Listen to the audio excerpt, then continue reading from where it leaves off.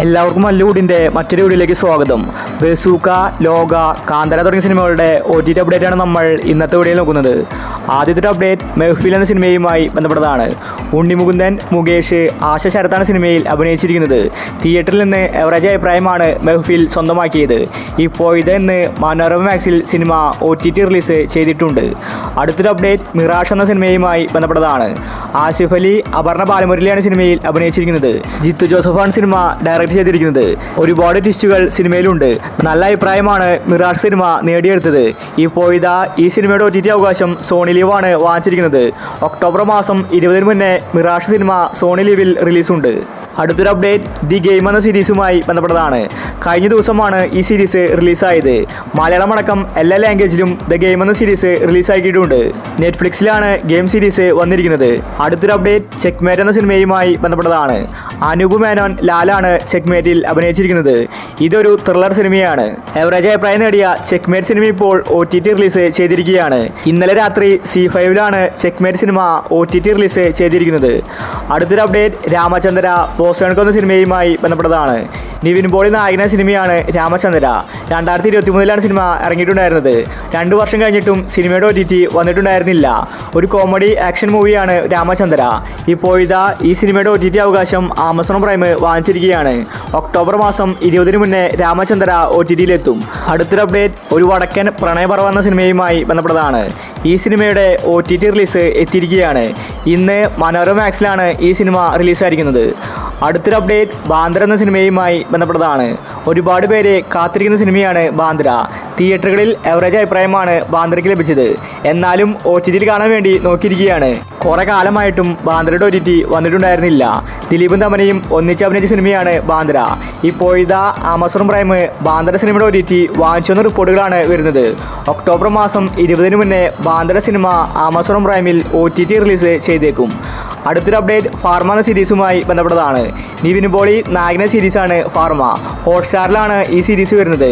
October മാസം last വീക്കോട് കൂടിയായിരിക്കും pharma സിനിമയുടെ OTT റിലീസ്. അടുത്തൊരു അപ്ഡേറ്റ് ഗാന്ധി കണ്ണാടി എന്ന സിനിമയുമായി ബന്ധപ്പെട്ടതാണ്. ഇതൊരു തമിഴ് സിനിമയാണ്. ഇന്നലെ സർപ്രൈസായിട്ട് ഈ സിനിമ റിലീസാക്കിയിരിക്കുകയാണ്. നല്ല അഭിപ്രായമാണ് ഗാന്ധി കണ്ണാടിക്ക് ലഭിച്ചിട്ടുണ്ടായിരുന്നത്. ആമസോൺ പ്രൈമിലാണ് ഇപ്പോൾ ഈ സിനിമ OTT റിലീസ് ചെയ്തിരിക്കുന്നത്. അടുത്തൊരു അപ്ഡേറ്റ് വേല എന്ന സിനിമയുമായി ബന്ധപ്പെട്ടതാണ്.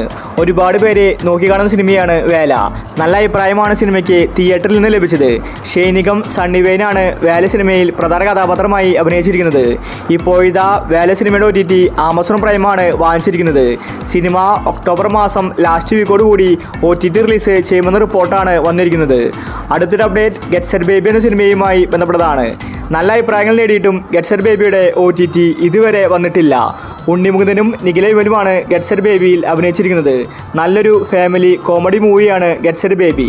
ഇപ്പോൾ മനോരമ മാക്സ് ഗെറ്റ് സെറ്റ് ബേബിയുടെ OTT അവകാശം വാങ്ങിച്ചെന്ന റിപ്പോർട്ടാണ് കാണാനുള്ളത്. ഇതുവരെ റിലീസ് ചെയ്ത് പുറത്തുവിട്ടിട്ടില്ല. എക്സ്പെക്റ്റഡ് ഡേറ്റായി പറയുന്നത് ഒക്ടോബർ മാസം 20 മുന്നേ ഗെറ്റ് സെറ്റ് ബേബി റിലീസാക്കുമെന്നാണ്. അടുത്തൊരു അപ്ഡേറ്റ് ബസൂക്ക എന്ന സിനിമയുമായി ബന്ധപ്പെട്ടതാണ്. ഒരുപാട് പേര് കാത്തിരിക്കുന്ന സിനിമയാണ് ബസൂക്ക. OTT അവകാശം വിറ്റുപോകാതെയല്ല സിനിമ ഇറക്കാത്തത്. നേരത്തെ തന്നെ C5 OTT വാങ്ങിച്ചതാണ്. പക്ഷേ അവർ സിനിമ റിലീസാക്കുന്നില്ല. കാരണങ്ങൾ വ്യക്തമല്ല. മമ്മൂട്ടി മികച്ച ആക്ഷൻ രംഗങ്ങളാണ് ബസൂക്കയിൽ കാഴ്ചവെച്ചത്. ഇപ്പോൾ ഒക്ടോബർ മാസം 15 മുന്നേ ബസൂക്ക സിനിമ C5ൽ റിലീസാക്കുമെന്ന റിപ്പോർട്ടാണ് വന്നിരിക്കുന്നത്.